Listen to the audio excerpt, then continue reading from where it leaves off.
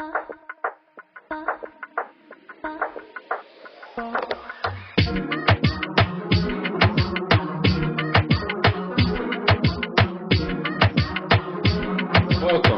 back to another episode of Emotional Nightmares. My name is Tyler. I am your host, and today we're coming from you to a new location. As you can see, we're not in the studio as typical. We are at Club 831 down here in Butler. It's a sober club where you can come, you can hang out. You can not get high today. That's the whole point of it. So we're down here today, and on today's episode we got a guest with us. What is it, 6 months clean now? Coming up, yeah. Alright. So we got George with us. He's going to talk to us about relapse and his story and how that goes. So George, put your ego aside and introduce yourself. I'm George. I am an addict. I'm a product of two addicts. My father was cocaine and booze, and my mother was marijuana, pills, and booze. We grew up in a rural area. My father lived in New Swickley, trailer court in the middle of frickin' nowhere. Yeah, I was going to say, what the hell's that? Yeah, it's like on the backside of Cranberry, between Cranberry and Freedom. Okay. It's so like the Freedom Run Road going into Rochester Road. If you come in when you cross over from Butler County to Beaver County, it's like right there. Alright, I know where you're at. Yeah. So and then my mom lived in Zillionople, right on Main Street. So which was back then. It's not like it is now. It was like all surrounded by cornfields and cows and farms and stuff like that. But so you're a farm boy. Kinda, yeah. Not like I wanted to be there. I really had much of a choice. That's no sheep stories, right? No, not that I remember anyway. But so my father was a carpenter, and because of his addiction, my grandparents are the ones that had me most of the time. They didn't feel comfortable leaving me alone, so they knew my father's boss, the guy that he framed houses for. So I was allowed to see him during work hours.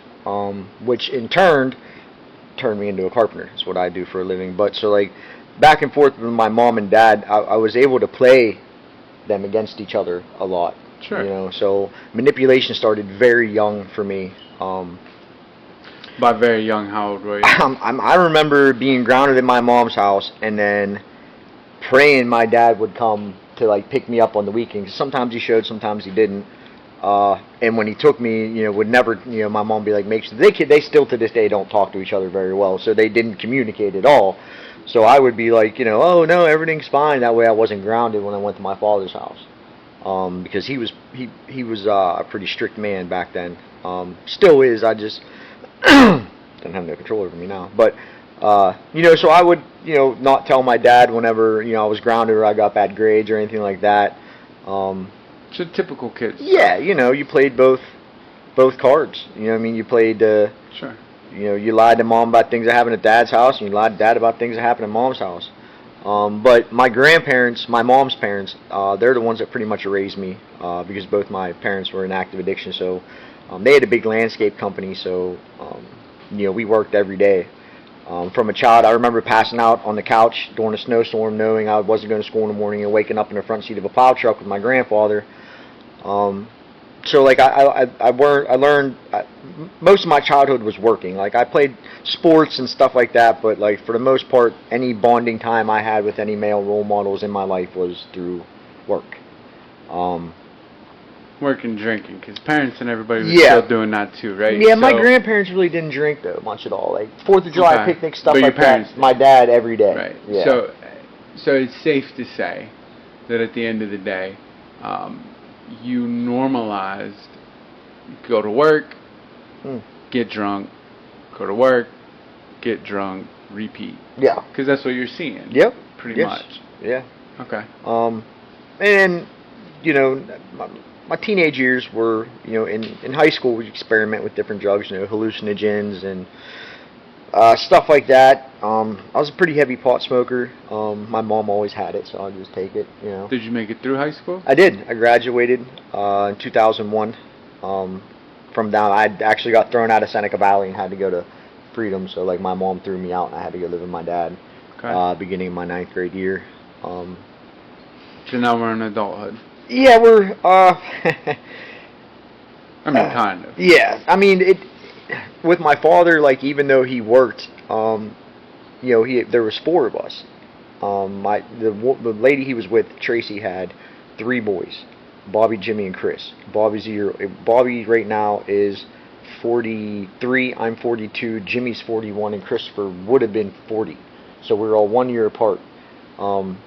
So like they didn't have any money or anything, but like my dad was not against like driving by a pumpkin patch and like jumping out and loading the van with pumpkins, so we had pumpkins for Halloween and stuff. You know what I mean? But except I was his biological child, so like I was normally an accomplice. You know what I mean? It was, right. You know, so again, normalizing behavior. Right. So like whenever I decided to like, you know, whenever I became an adult, like it wasn't anything to like go to the bar, get drunk, get into a fist fight, go spend a couple of days in jail and get out, and it wasn't anything. You know, it wasn't a big deal. My dad did it, I did it, you know, my brothers did it. So when did it become a big deal? I finally... Like, what was your moment, right? Because basically what you're describing is typical childhood. Right. For most people, right? We go through this shit, right? And obviously you cross the line into addiction along the way. And when crossing that line, what was that moment in your head that said, fuck, this ain't normal and I have to change something? What was that thought? I think it was whenever I finally, I mean, this isn't even that long ago, like 7, 8 years ago, when I finally came into like working for the company I work for now and seeing how them guys were. And yeah, they do drink beer, but like they don't totally ruin their life. And then when I started assessing like the way that the life that I could have versus the life that I do have.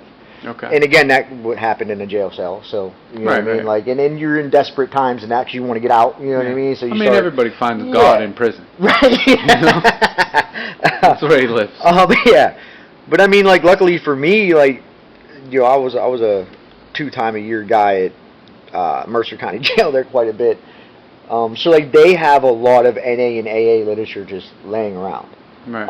And my family, because of the reoccurring visits to jail, they don't really pick the phone up when I call. They don't put money on my books, so like I'm not getting books sent in. I'm not buying soups and stuff like that. I'm just. I mean, that's good. Yeah. I mean, they're not enabling you. Right. You know But you know, that's whenever I started burying myself into the literature, and even that started to open my eyes a little bit and coming around the rooms. You know, you're talking from probably like 18 to 35. Like, even though that I was married with a child, and I did do 6.5 years of sobriety, but I never worked a program.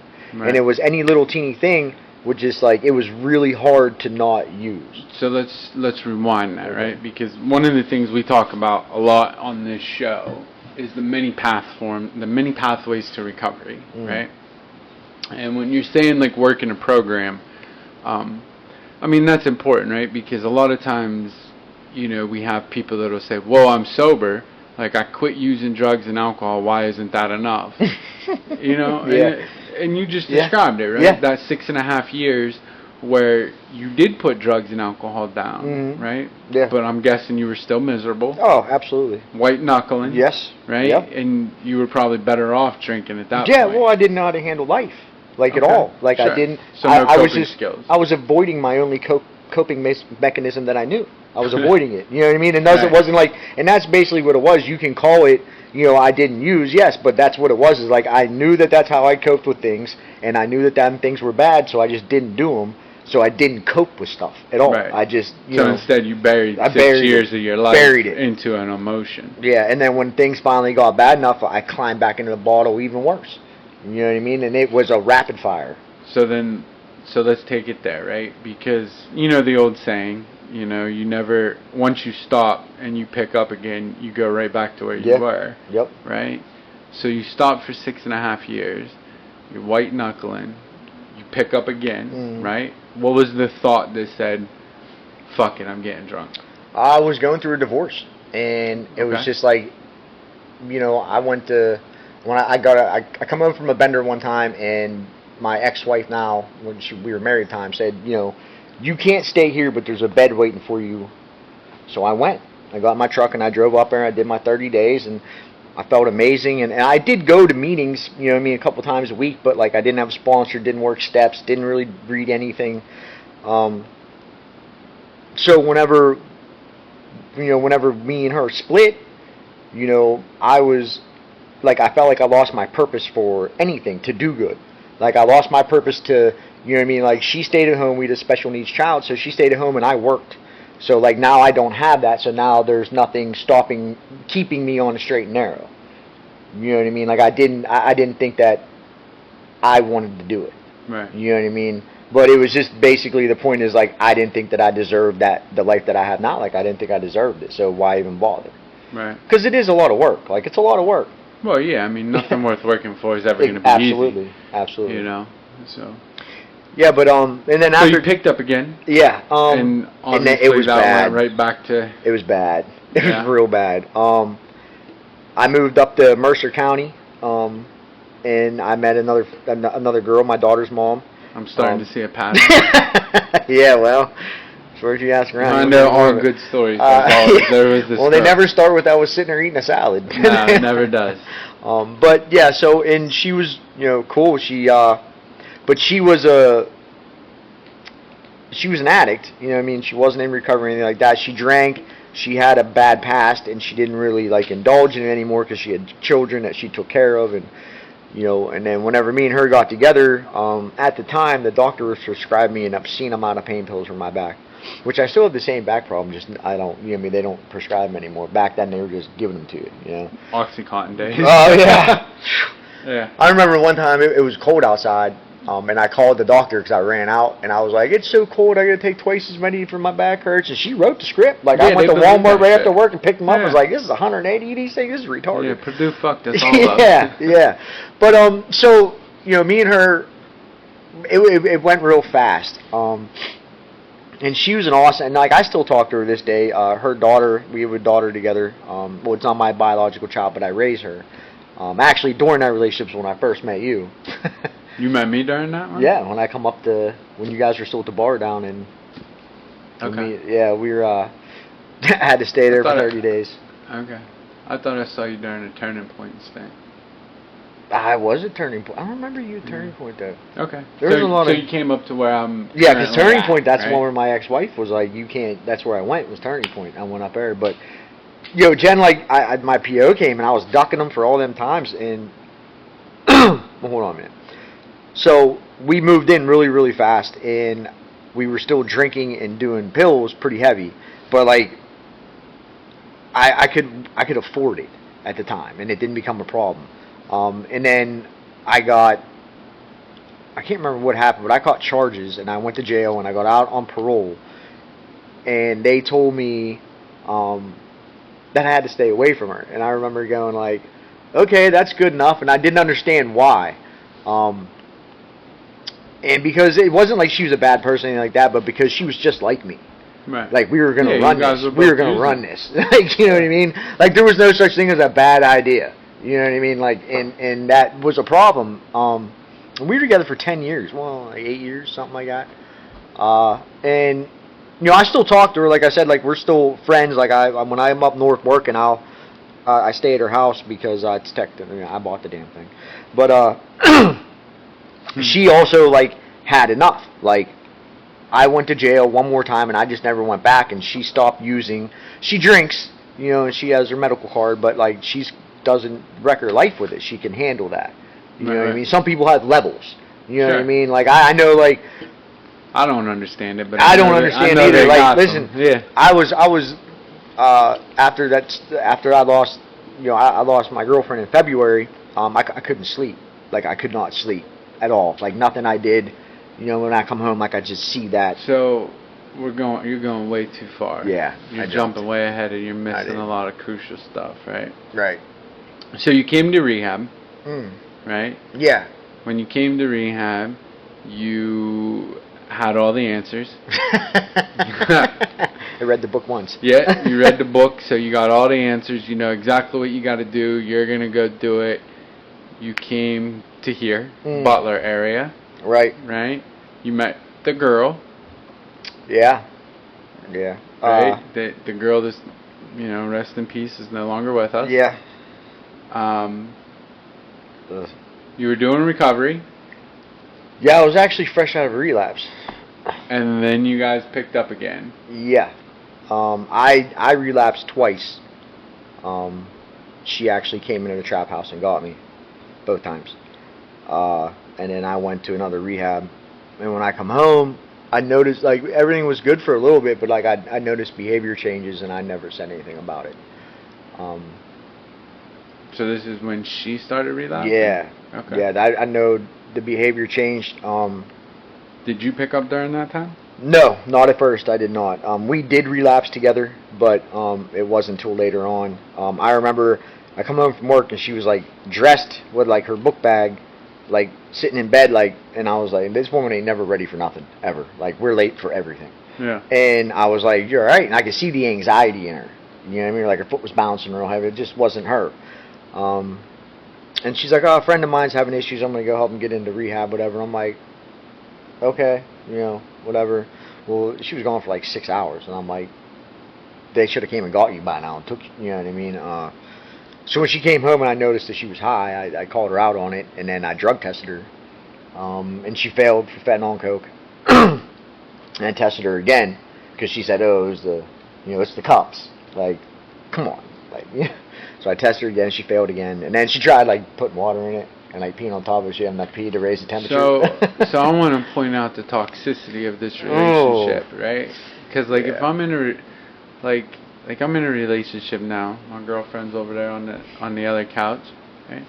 If I have to start drug testing her, or if she says to me, Tyler, you have to pee in a cup, I'm pretty sure our relationship is over. Yeah. Right? Because if we're to the point where we have to start drug testing each other, like, now we're kind of toxic. Yeah. Right?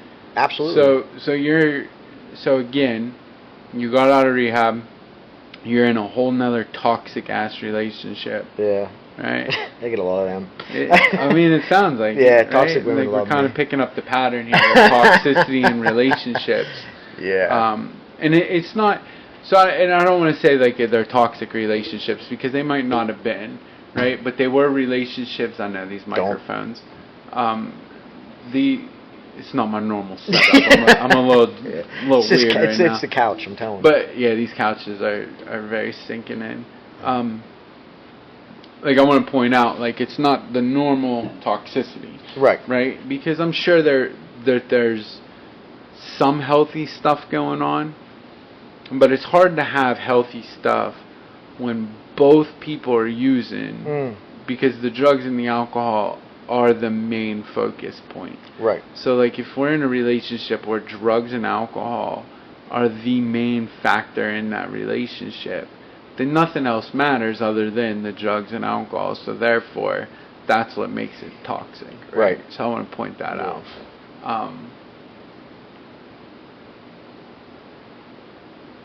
So do you want to talk about that night? Sure.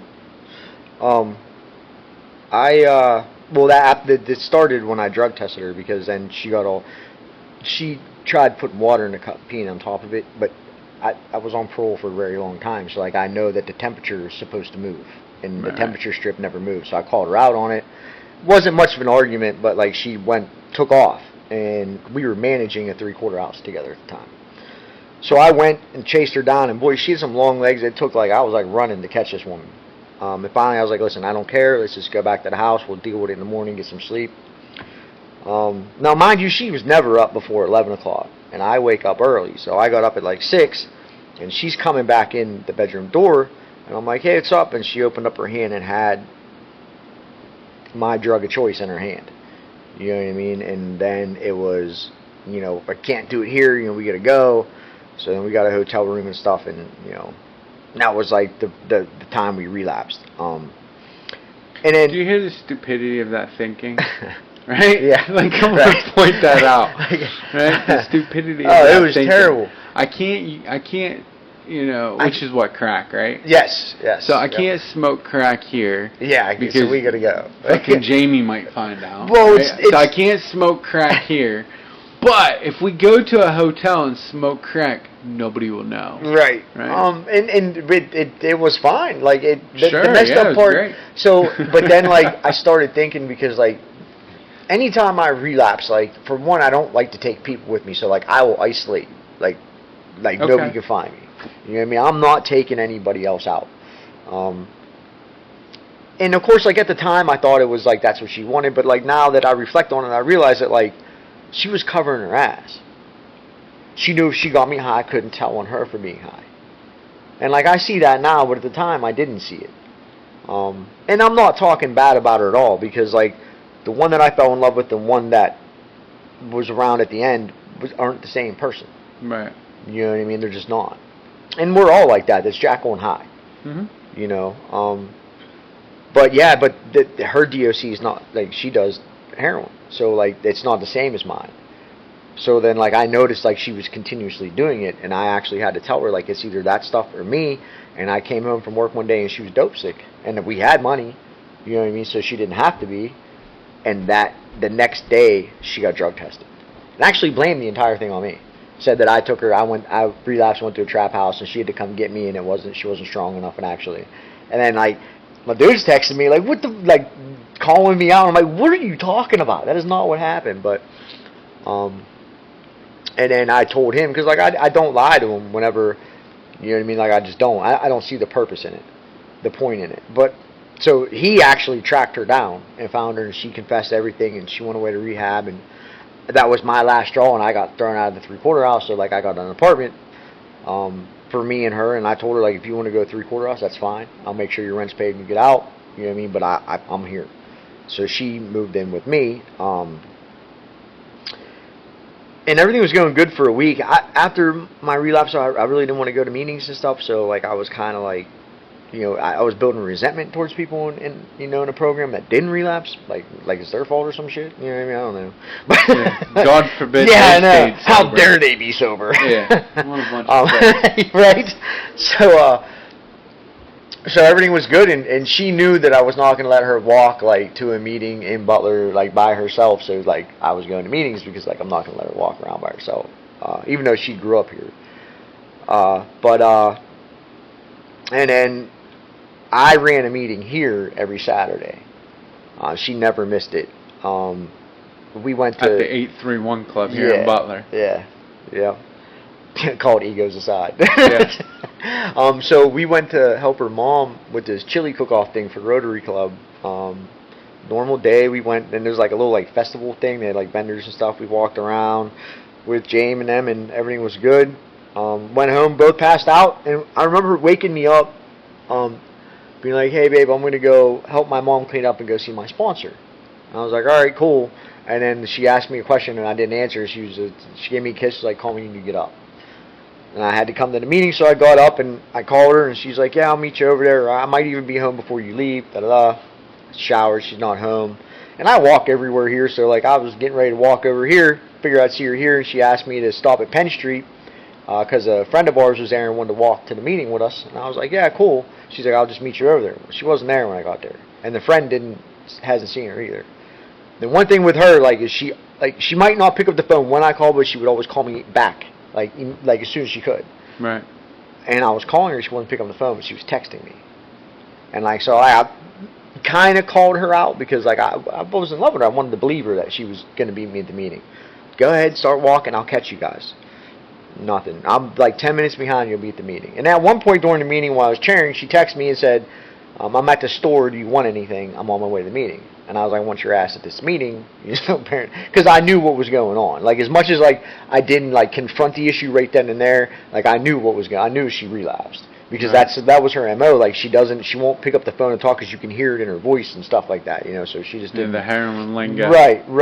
That raspy voice. Well, then Nicole actually took me home, dropped me off, and now I'm talking shit on text. Like, because now I'm calling you out on your. Yeah. You know what I mean? Because like now I'm not around it. Anger's setting in. Right, and it's not just that. Like now I'm 110% sure that you relapsed, and now I'm calling her out, and she's still lying to me, and that was the most hurtful thing, was her actually lying to me about it, because like we're all addicts. Relapse happens, you know. It's sometimes it's part of life. You know, it sucks that it's part of a lot of people's stories, part of mine, but it is part of a lot of stories. You know, not everybody can step up to the plate and knock it out the box in the first run. You know, And that was the part that I think that was most crushing for me, is the fact that I had to watch it, and I knew what was going on. Yeah, it's hard to watch the people you love kill themselves. So Saturday, she didn't come home. Apparently she came back there, but I was passed out, and I didn't hear her knock because we only had one set of keys. And I didn't think she was coming home, so I didn't even bother to leave the door unlocked or anything. And then Sunday she comes home, and we didn't really argue. We sat down, discussed what was going on. She still didn't come forth with the whole I relapsed, whatever. But watched TV in bed, passed out. And I got up for work Monday morning later than normal, and she was snoring in bed, which she snored. It wasn't a big thing. But every morning since the time I met her, since the time we started dating, because we were friends first for a little bit. Because I remember somebody told me that if you approach a relationship with friendship intent, you're more likely to see the red flags than you do if you approach it with romantic intent from the gate. I wonder who said that. Not me. I don't believe in red flags. Yeah. It's because you're colorblind. I mean, it does sound like some bullshit I would have said in treatment. I don't believe in the red flag scenario, right? Because like red flags, just because I think something's a red flag, doesn't mean you do. Right. Right. Right. Because relationships are all perception, so it's all based off of like, how much are you willing to put up with? Like, what are you willing to go through and what are you not willing to go through? Like, everybody has a line in the sand in a relationship, right? Like, and everybody has a breaking point. So there's always those, like, few things that are like, I'll do whatever. Right. Maybe, like, 2 or 3 things I'm not doing, right. And, like, I gotta leave. I think everybody in the world is kind of in that mindset. I don't think so. Like, I always hate like the red flag talk. Right. Well, you should have seen this red flag. No, because just because you think it's a red flag doesn't mean it's a real red flag. But that doesn't mean it's not a red flag, because like True. To me, like if I see so like the girl that I'm talking to now, like she can't devote the time to me that I like at first. Like every other relationship I had. And it was aggravating at first, but to be honest with you, like she's chasing dreams. Well, let me ask you this: what are we doing different in this relationship? So hold on, before we get to that. Yeah, right? We keep getting sidetracked. You're sidetracked. Yeah, I do. I do that a lot.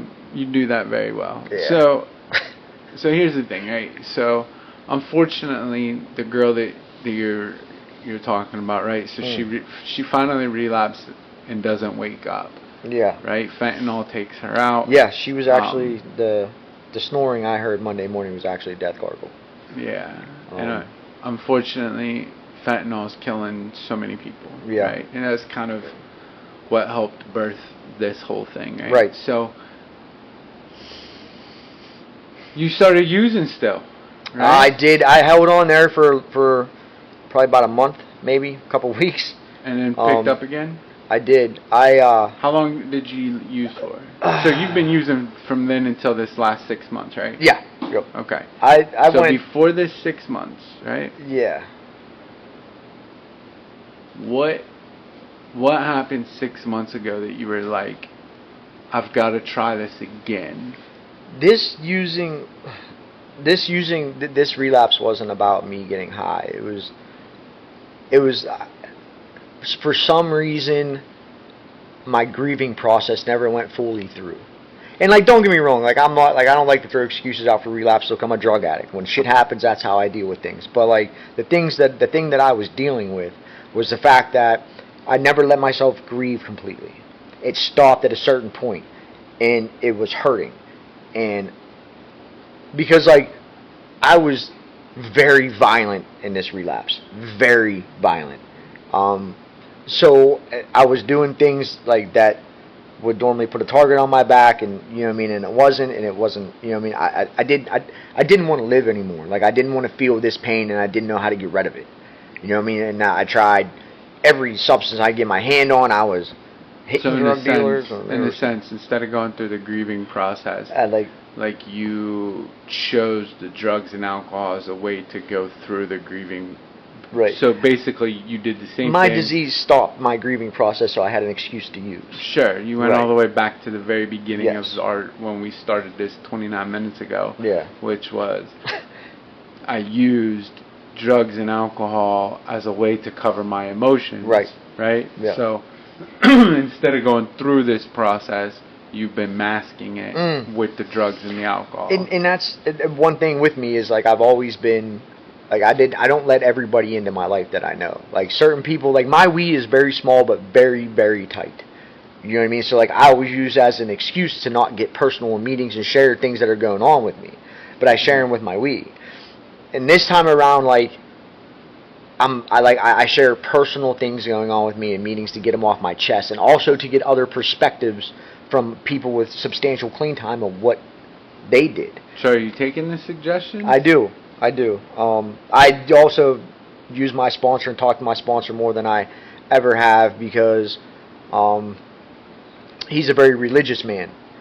So what I was going through, and him being that close with God, like it's a little. He helps me out in ways that I understand what I'm doing, and explains them in ways that, you know, my higher power, like he explains them in ways so I can understand and still work a third step where I'm not taking my own will back. I understand that this is why it's happened. And the messed up thing is, as much as I love that woman, like, if she was still here, that relapse, I would have rode right with her.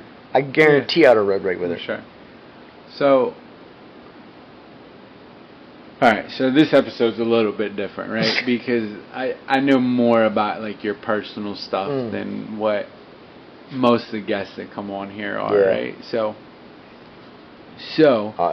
for just for shits and giggles, right? So, like, I'm very proud of you, right? Like, you got to 6 months, right? So that's good. But this isn't our first time here, right? So, you know, the one thing about, you know, that we're trying to do on this show, at least, is try to show, like, there's a way to get sober and a way to stay sober, whether it be from drugs and alcohol or even mental health, right? It's all about, let's try and get better today so that we can be better, you know, in the future. But you've been doing this same song and dance over and over and over and over again, right? And now we're in another relationship. Wow. So far, everything that you've described to me, or that you've been sharing with me and the viewers here, is the same stuff that we've heard. So what's different now as compared to 6 months ago, or let me rewind that, 2 years ago, when you read the book and you now had the cure? Because you rewrote the program of recovery, right? So what's different now? Because 6 months is a great accomplishment. Don't take that away. Yeah. Right? And, like, I'm sure you're going to, you know, and, like, I can tell with talking with you, like, there is some despair in there. And there is, like, you know, you're at least calling your sponsor. That's new. Right? So, like, what else is new, man? Like, what are you doing different now to make sure that you don't pick up again? Because I'm worried, because I hear you repeating the same patterns. I have a lot of gratitude, like, this time around. Like, I don't have anything. Like, I lost it all whenever I relapsed. I went to Florida for like 2 months just to get the hell away from people. I kept in contact with some people, but and I was using, but when I come back, I didn't have anything. I don't have my furniture. I didn't have a place to live. Luckily, you know, Jamie's a very close friend of mine. As long as I could pee clean, I had a place to stay. You know, and I'm thankful for that. And I look at the people in my life that are still in my life, no matter what I do. You know, like Nikki, Jamie, Tim. You know, my sponsor. You know what I mean? Like, and whenever I lost everything, well, what I thought was everything in my life, by losing her, you know, I focused on that door closing. You know what I mean? And didn't understand that, like, you know, there was another one opening. It was another chance that, you know, I don't know, maybe I just wasn't done losing yet, and that was the final straw. I don't know. I just know nowadays, like, even though my life ain't perfect at the moment, like, I am so thankful to have the things that I have. I'm so thankful to be sober. You know what I mean? And like people say I got a big ego, and like I'll always say like there's a difference between ego and confidence. Confidence is knowing you're good at something. Ego is thinking people should bow down to you because you're good at something. And I try to be more helpful with people because like in the past, like I felt the need to push the literature down their throat. And a guy that's in the meetings, like we were talking about that the other day, and he said that he's got pretty substantial clean time and he's a younger kid. And he told me, he's like, sometimes meeting people where they are isn't the fact that like you have to be involved with them, but just understanding that it's their journey, and it might work for them and it might not, but that's their journey. Right. And I think that was just part of my journey. Was I hit a certain point where I'm just like, and I've done it before in jail cells and stuff like that, where, you know, I mean, like, I'm so done with this, but I get out and, like, my manipulation will kick in. Where, like, oh, like, I have, like, 2 days where, like, I know I'm not going to be drug tested, and, you know, I can go get high and this and that.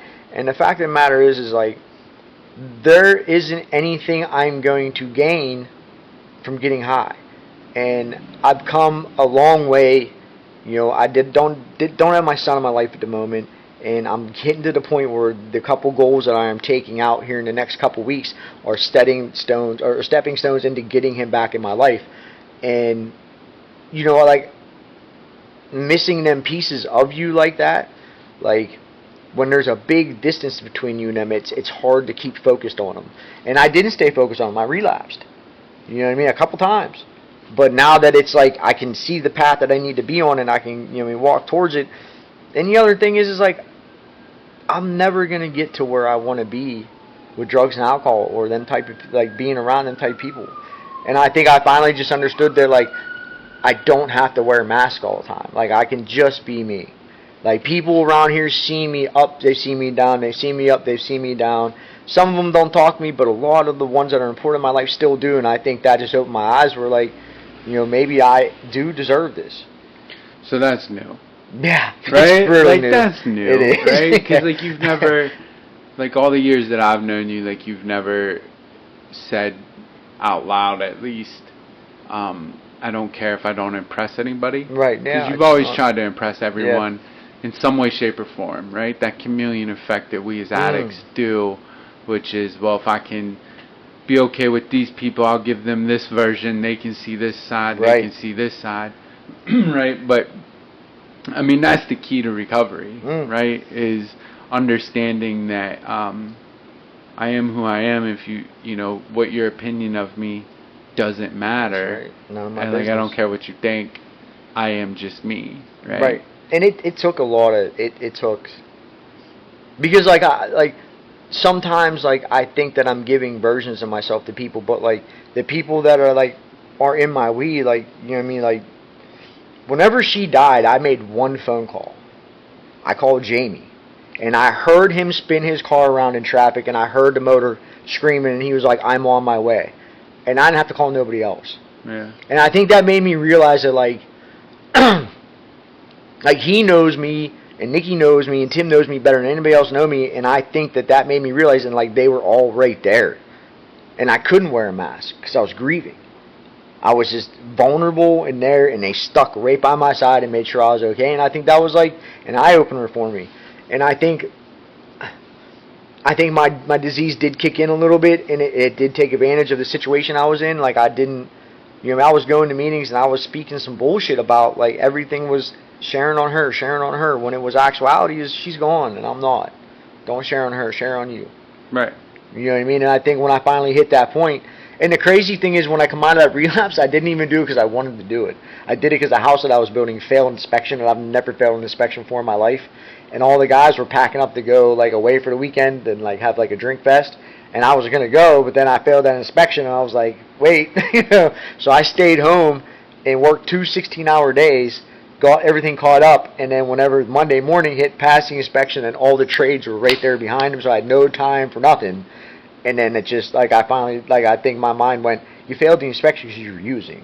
Right. You know what I mean? And then it was just like, okay, I'm done. And then I haven't been really busy or anything like that. And it's just, you know, I go about my daily routine this time, and it's for different reasons. Like, you know, the gym's important, but it's not that important to me. You know what I mean? When I was up at the farm last time, like, it was on my treatment plan. Like, everybody be, like, doing paperwork for treatments. I'd be on the bench. You know what I mean? And it Please don't call us the farm. there's cows up there. What do you mean? There are cows. Yeah. Right across the street. Yeah, we do have a farm. Yeah. The owner wears cowboy boots. What do you Yeah. mean? Nice ones, too. Them ostrich skin ones are No. nice.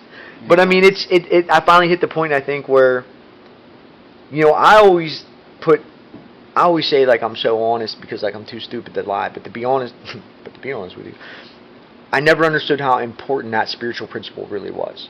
Hmm? Because I can't even start to work on myself if I'm not showing myself and exposing who I really am. Right. Because then you're just working on a mask, and the mask can be switched out very easily. Yeah, I mean, I tell my clients all the time, like, you can lie to me all you want, but all I'm doing is helping you on a lie. I've heard that If you before, don't, haven't yeah, I'm pretty sure I probably told you that. Yeah. Right? You can lie to me all you want, but Yeah. if you just lie to me, all I'm doing is helping you build that lie. All right. So, at the end of the day, man, here's the thing. I usually don't get to play with the cord in my studio. So here's the thing, right? You got 6 months, right? Yeah. So this is season 2, right? So I want you to come back on season 3, All right. but I want you to come back with another 6 months. All right. Because by the time we do this again, that should put you at the year. Yeah. Right? Yeah. So that way, you know, hopefully the listener and the viewer can also track your progress, right? So you got a lot of things holding you accountable. Cause Yeah. I'm here in Butler doing, like, we come down to do this in Butler because the demographic, like, I have a huge, a lot of support down here in Butler. Yeah. So a lot of people in Butler are about to see this, right, when we air these.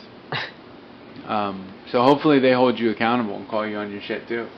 The ones that I have close to me definitely do. Alright. She's vicious. I want you to She's a savage. Yeah, well, I want you to really watch this relationship this time and really watch for the repeating of patterns. She's like, I don't know. So, like, I don't want to talk about it. Well, whatever then. I'll talk about it. It's like it's We're different. gonna do that one later. Yeah, because she works in recovery, so she humbles the shit out of me. Like there's no like clinger shit. It's go home. Oh, all right. I'll go home for 2 weeks. Won't talk to you then. Hey, how you doing? Like I was forced to be right. I guess I don't know. Like it's not toxicity at all. At the end of the day, though, remember we cannot build our recovery based off of one thing because it will fail. Yes. You know, and your relapses time and time again, like you've shown that. So you understand that. So I'm gonna wrap this one up here. All right. You're gonna come back next year, same time, which I don't know what this is. October what?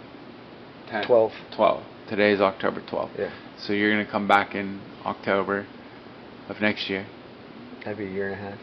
25. It'd be a year and a half. You realize that, right? Okay. All right. May's. So October 20th. That's fine. Right. So, as always, man, I want to say, you know, hopefully you heard something today that helped you see something in yourself that can help you stay sober for one more day. Because at the end of the day, that's all it's about, right? This is just about trying to stay sober one more day. You could have been anywhere in the world today, but you chose to sit here and be with us. For that, I am grateful for you. I appreciate you. Please keep tuning in, and hopefully you stay sober one more day. So, thank you for listening. Thank you for watching.